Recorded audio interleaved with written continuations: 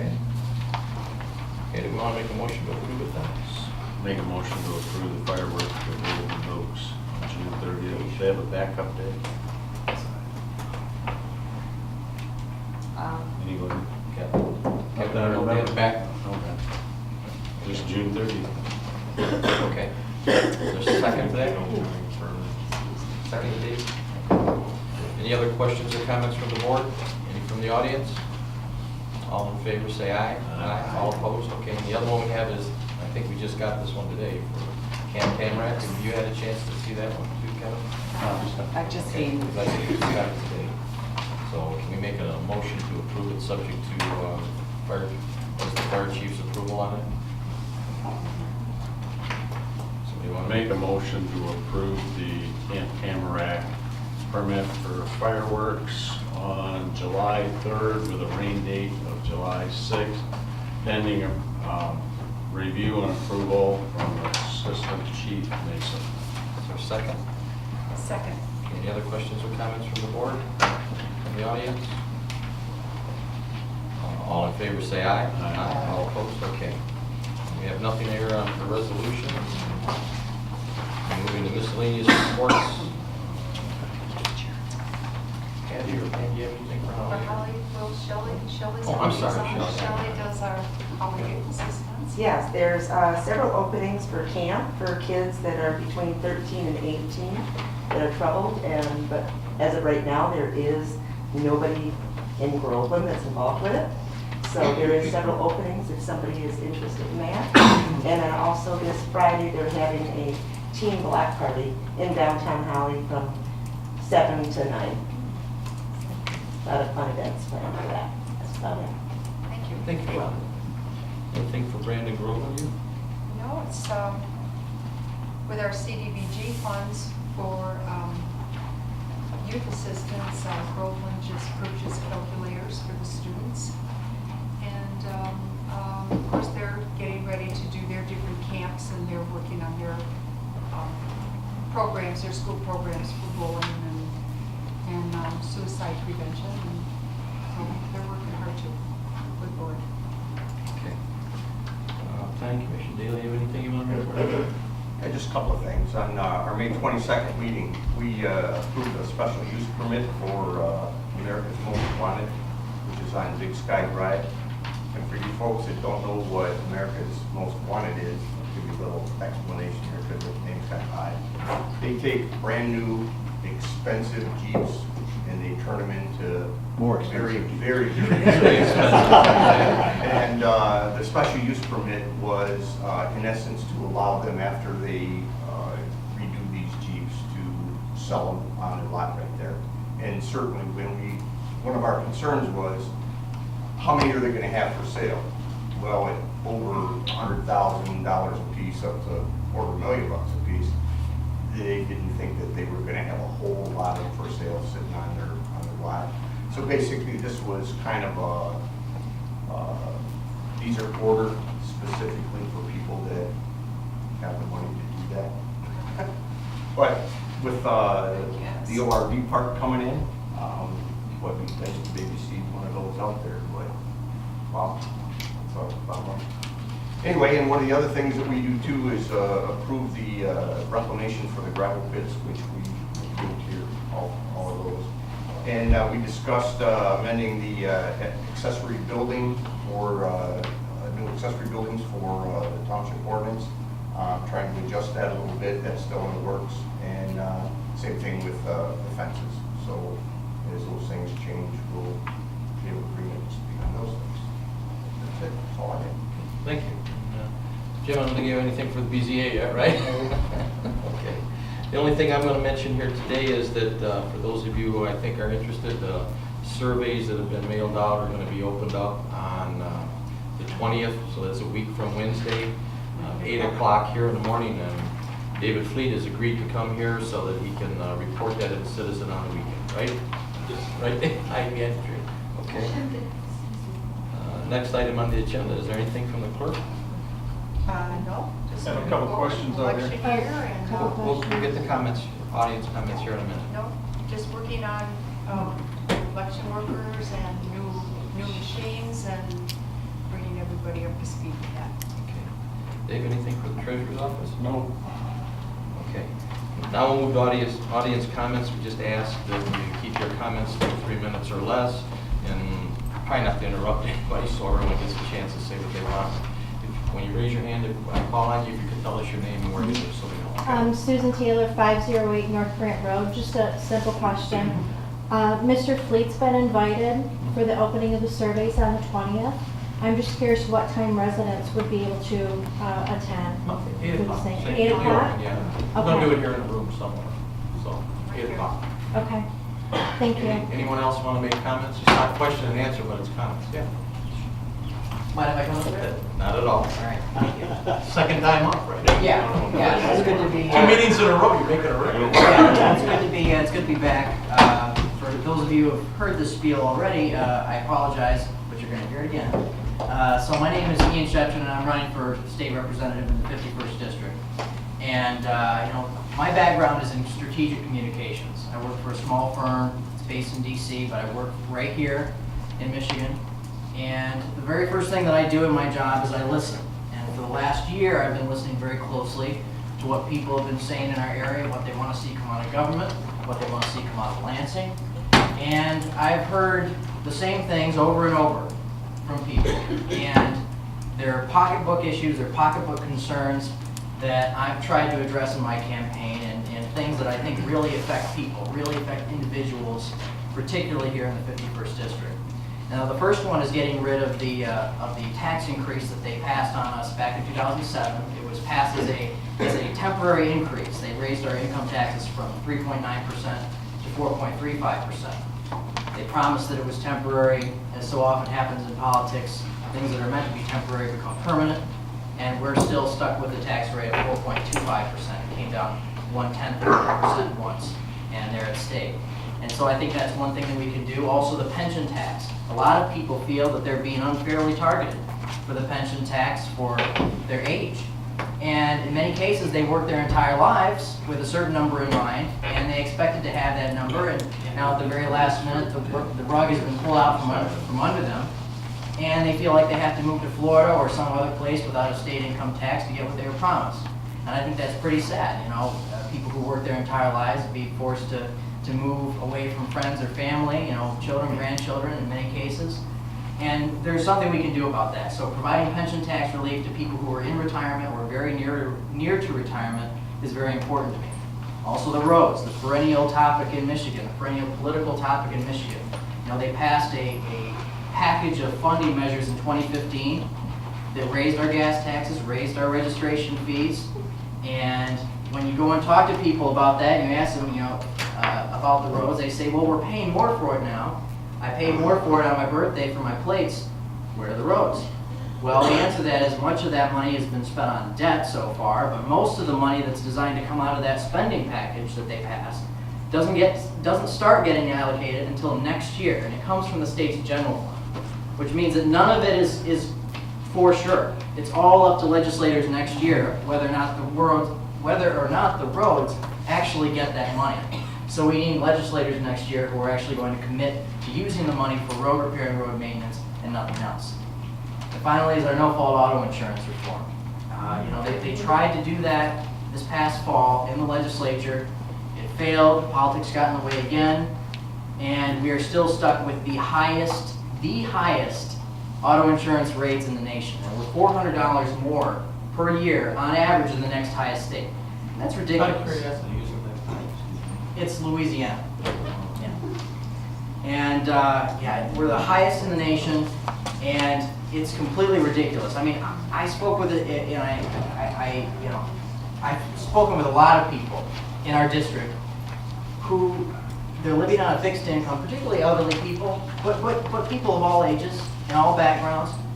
People living on a fixed income, they can't afford auto insurance. And what's the point of no fault if so many people, 20% of Michigan drivers are out there without insurance? There's no point to no fault if that many people are on the road without insurance. So something needs to be done about it. We need to introduce choice. We need to go after the personal injury protection costs, the PIP costs that are actually driving up the rates, and that's going to go a long way towards bringing those costs down. So again, my name is Ian Shetron. I'm running in the 51st District, I'm a Republican, and it's great to talk to you all again, and I'll be staying after if you have any questions or comments for me. Thank you. Thank you. Okay, are there any other questions or comments? Tom Ogans, Groveland Road. My wife's got a rather lengthy back to read, and I know it's going to run over 3 minutes. Can you do it within 5? No, because it's lengthy. We'll have to hand it down, but I want it to be heard, because that survey was... She can have my 3 minutes. Well, it's not gonna work that way. If you Well, want to we'll leave pass, it. we'll pass it down then. We're gonna read that tonight. Okay, you can It's pass gonna- it down. it's gonna be read. Well, if you need copies of it. It'll just be quicker if you let her read it, instead of passing it down. We have copies if anyone would like a copy. Can you just pass them out? You just pass them out? No, we're gonna, It really needs to be. it needs to be said. Your survey was pitiful. Your survey was one-sided. We'll have to few mine, it was very one-sided. Everybody I talked to said it was pitiful. So if she could speak. How long will it take you to read it? 20 minutes. 20 minutes probably. No, we're not going 20 minutes.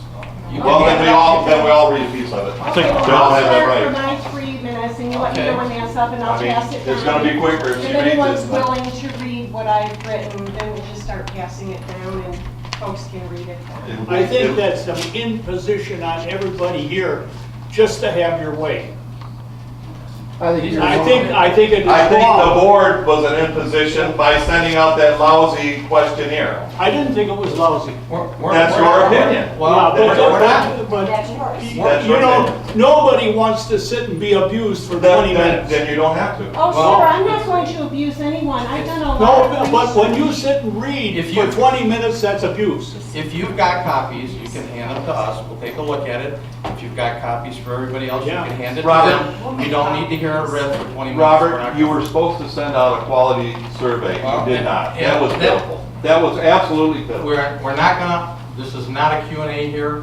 You can send copies to everybody there if you've got the copies. If you want the board to have them, we'll pass them to the board, but we're not gonna sit here for 20 minutes and listen to it. So Is there any other you questions? don't want to hear, but none of us have to say. Blake Blackmer, Richmond Road. When is the Q&A session then? Well, it would be the next time we get ready to probably make a decision after we see what the survey's at. That'll be announced when? Well, the 20th is when they're gonna open the surveys.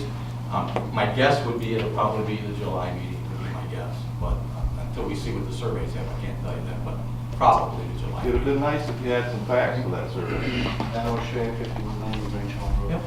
Yep. When you get the survey in, let's say that half or less than half of the residents send the survey back into you, are you going to base your judgment on the amount of people that returned it?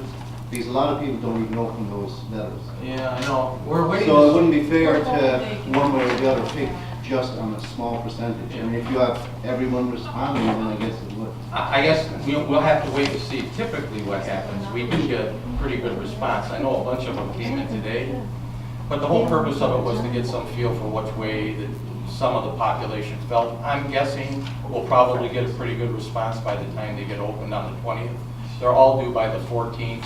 If we don't have them by then, I'd be surprised. I think they'll pretty well trickle in by the end of the week. And we had quite, I think about 400 came in today.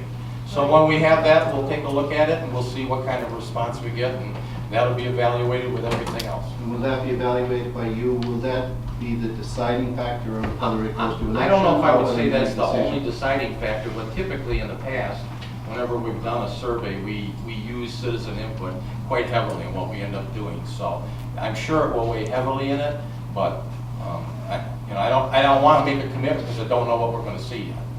We haven't seen the surveys in a long box. We'll open them up on the 20th. As we lock them up, back Carol Clark from the fire department came in and signed the seal on the lockbox, and then David Fleet will be here on the 20th, and then he'll be able to report the findings in the paper on the 23rd, but I think we're somewhere around 600 or 700 or maybe 800 right now. So if we get some more in, it should be pretty good by the time we get to the 20th.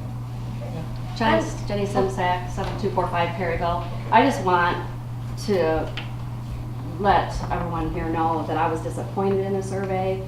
To me, it did not feel unbiased. It felt like we had two choices, and I thought at the meeting that it was discussed that there was more than just two choices. So it did feel unbiased to me. If I hadn't been at that meeting or hadn't even heard about the meeting, then I might have, it really led people to believe that we're overpaying. And so it really did not feel fair for those of us who really want to keep the fire department going. Okay. So, for the record, not happy. Cheryl, you had your hand up? I was just wondering if there should be someone with Dave to do the counting.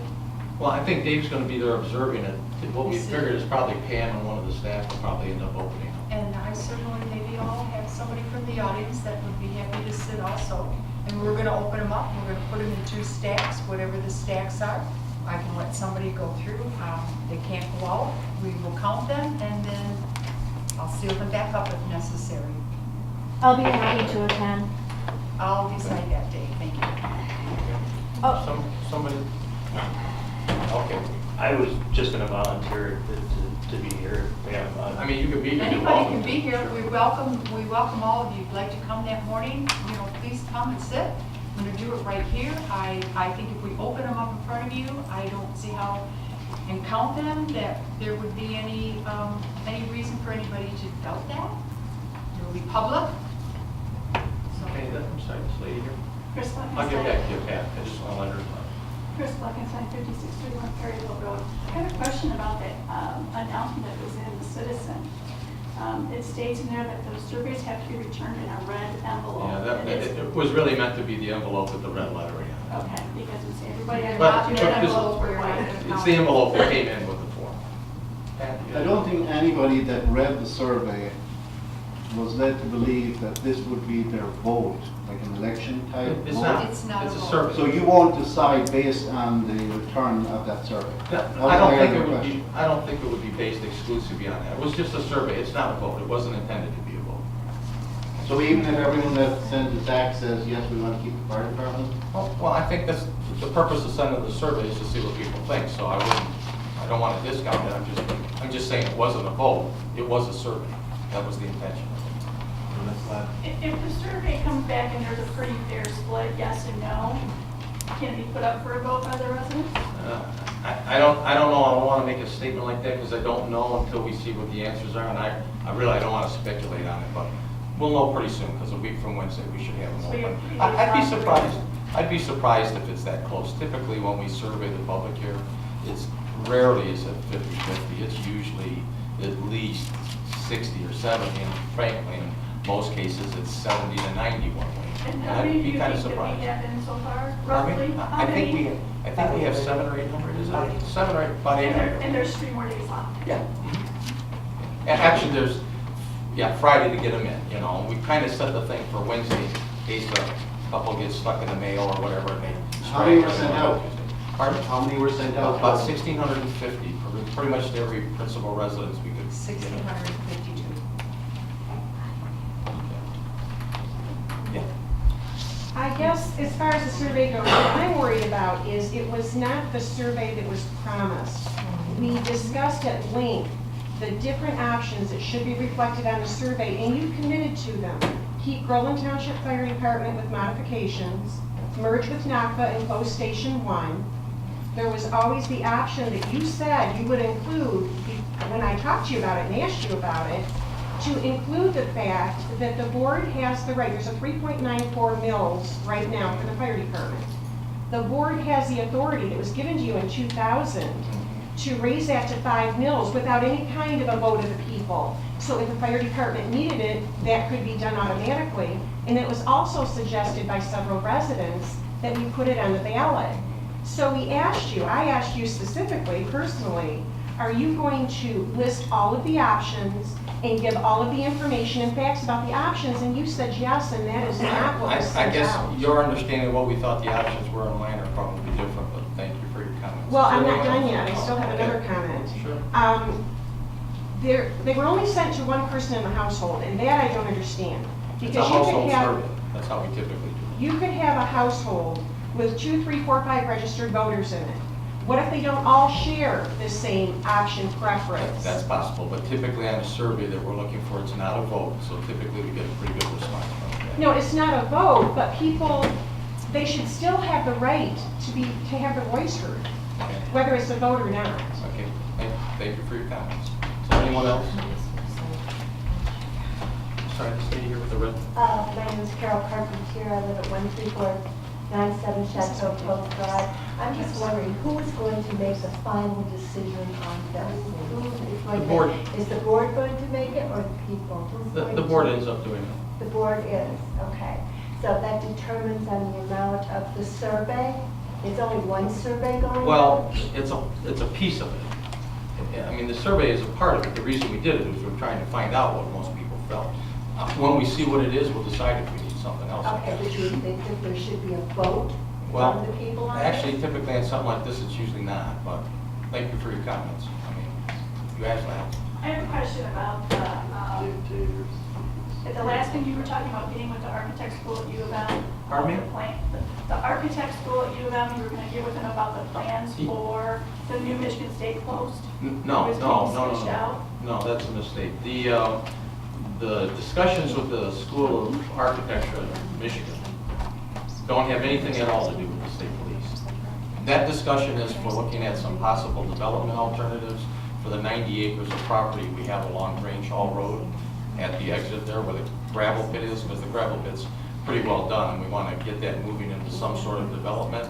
So we've asked the School of Architecture, because I'm hoping we can get it for either free or very low cost, some help on doing conceptual developments for that. We've also been working with the county economic development people. The state police have nothing at all to do with that discussion, and the state police have nothing at all to do with the fire department discussion. I thought at the last thing you talked about, the new station for Michigan State Police would be next to the Mavis the building. Mavis Yeah, building. that is still the plan. Okay, but that's a separate issue. It has nothing to do with the fire department per se, and has nothing to do with the developmental talks with the university. But if they kept the fire department, that's where it would be located. If we keep the fire department, it would be attached to that building, similar to the way the state police detachment's currently in Station 1. Chris? Chris Johnessy, 725 Wolf. Two questions just for some clarification here, please, Mr. Capalma. You just mentioned the development over there by 75 and Grange. Who would be building that? Would the township be the developers then? Yeah, I don't want to get into that because it's Okay. a whole other issue. We could take that up if you want at my office sometime, but Fair enough. there's nobody on it. What we're doing right now, just so you're clear, is conceptual stuff. Okay, then the second question was, with the state police building a new post for them? It's not a post, it's a detachment. Or detachment, okay, I apologize for the. Yeah, they're very emphatic about insisting there are no more posts. Post, State- understood. Is there any guarantee how long they're gonna stay No. before the township builds this No, building? There isn't. So Because the state police under the law won't commit to any contract longer than 12 months. It's the same thing that actually applies. Right, on the and so I guess Davis building. my question is then, in your video, you said that we would sell the property where the current detachment and fire station are for $750,000. No, that's not what I said. I apologize, that's what I thought I heard.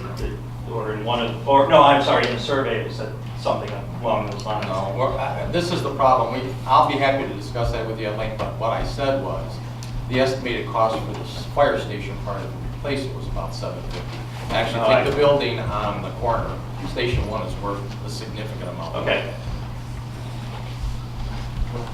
I guess if we don't know how long the state police are gonna stay, why spend the additional money if there's no fire station? Well, Chris, This this would probably, if you want to talk about that, I'd be happy to. Okay, that's fine, I apologize, I just had some questions. Are there any other statements that need to be made? I do have a question. Do you operate under the Open Meetings Act? Yes. Okay. This- Although it Alex? is Oh, I'm sorry. impermissible for townships to limit the entire public comment period to a set time, the Open Meetings Act generally allows townships to place limits on how long individual members of the public can speak. And I think you'd be circumventing it if it's 3 minutes and everybody takes 3 minutes of it. Alex, I think you had a question? Oh, so I'm dismissed, okay. Alex McGee, Starbucks. Real good. As some of you may know, my dad retired after 44 years of service in the fire department. I'm very curious what you guys had planned for him tonight. Pardon me? I'm very curious what you had planned for him tonight. Well, we were gonna present them a plaque, but I Could I see it? understood when pardon me? Could I see it? Sure. You want to take it to me? Yeah, I actually love that. What is it? Do you want to kind of just? Thank you. And, Dismiss. could I request you?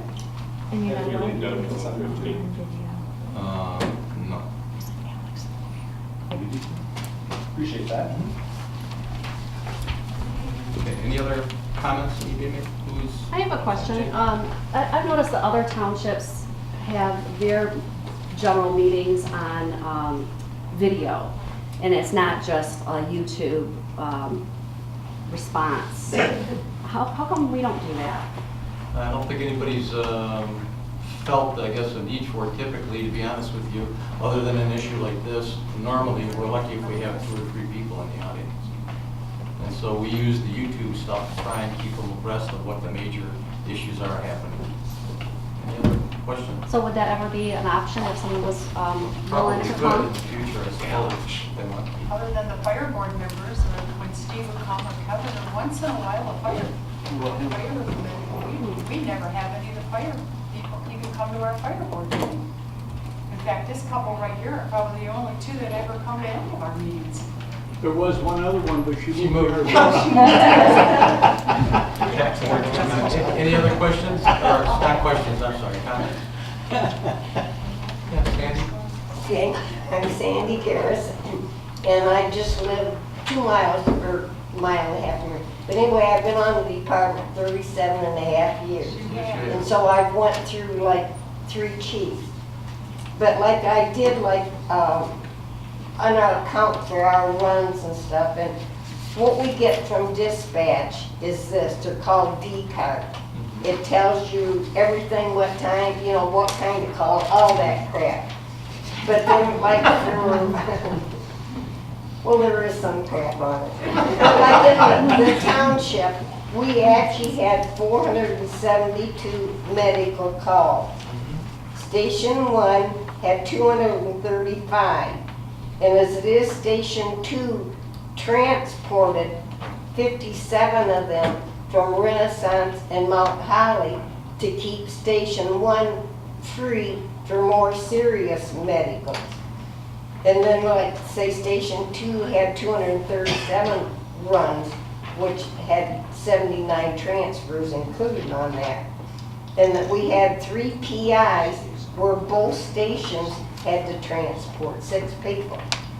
And then we had, say, 6 echo calls, which is your top priority, which should be like CPR, cardiac arrest. And on those calls, both stations go. And our average response time on Station 1 would be 5 to 7 minutes. But if NACA takes over and stuff, it's going to be a lot more than 5, because from their station to right there at the corner of Dixie and Grange Hall, it's 3.2 miles. And like, say, Station 1 that I consider the recreational area, the state park, all those things. Toward like Station 2 has the group homes. They've got 9 group homes over there, and they cover urgent care. You're talking about the ones that are in the village? No, these are group homes on that side of the township. And there's some of them that they go to once or twice a week. It's for nothing, but yet they're toned out for it. And then, you know, other medical calls we had was like the PIs on 75, what we went into Holly Township that we cover on the northern part, the Springfield, Brandon, the village, and stuff that, well, anyway, to add them all up, that we ran on 765 medicals is what we covered. And then what I'm wondering is, like, with our senior citizens, we get so many that have fallen, or even a disabled person. And, you know, to respond to them, well, if Station 2's out, NACA's got to come over. So what are you going to tell that patient? Just keep laying there. Oh, wait a minute, got to come out of Rose Township. And stuff. And then too, you know, on the one comment in the thing, that about fixing the roads, is helping or saving a life more important than fixing roads. And then too, we run on, you know, like say animal rescues too. Because I mean, our pets, I know how I feel about mine and stuff. And, you know, like our one in a lifetime ostrich rescue, that was somebody's pet. And stuff, and then too, then, you know, more or less said like the ISO could or will. I'm familiar with most of those, Kevin and I Right, discussed a lot. and stuff. And so right now, for staff-wise, we have, say, 14 volunteers. 8 come back on calls, 6 don't. For volunteer slash fill-ins, we've got 3. 1 comes back, 2 don't. And we've got 22 fill-ins which don't come back. They're just there to work, period. And then too, that, you know. About them, you know, I know what those things. Right, and so that, as it is that, you know, talking to one, that 11 of the volunteers say they'll quit if we go to Knoxville. Okay. And what, you know, they kind of, you know, I hate to see is all the work and time that Marilyn and Steve have put into this to let it go all down the drain for Knoxville to take over. Okay, thank you for your time. Any others that we haven't heard already? Ask question. Yeah. No problem. Not a question, make a comment, okay? Okay, I guess a comment then, I would hope that there will be some form of open discussion / special call meeting before the board makes the decision, because this is obviously a big issue for township Yeah. residents. It'll And be most on- of us aren't aware of it. I wasn't aware of it until I got the survey.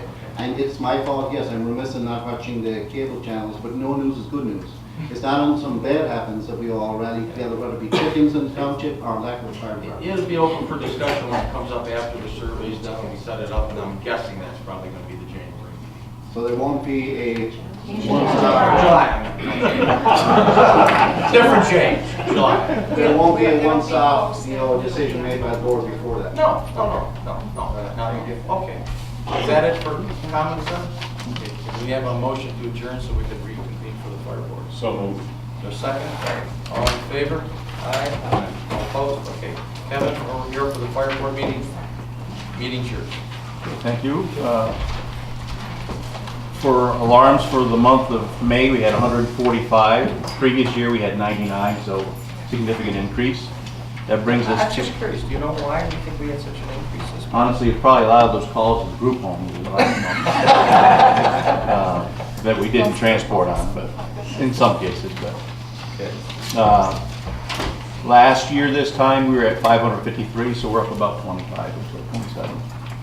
A couple issues, the brush one truck, we think blew the motor. We haven't done the autopsy on it yet, but That's a good way to put it. we were looking for about $3,000 to fix that motor, but Bob has generously donated a block for us, so Tommy's gonna tear that down, potentially starting this week, and Before you come, Tommy, let me know, because I gotta get some stuff out of the way to get to it. It's on an engine stand right now. I think he said he needs to bring one of the vets over too. Yeah. Just put it in the trunk. Put in the seat, right? So that's one thing we're working on. State inspection, we got called today. The state's coming by tomorrow to inspect our ambulances and our paperwork for EMS information. Tommy's worked on that a lot today. We were pretty much set. We were going to be ready for that anyway.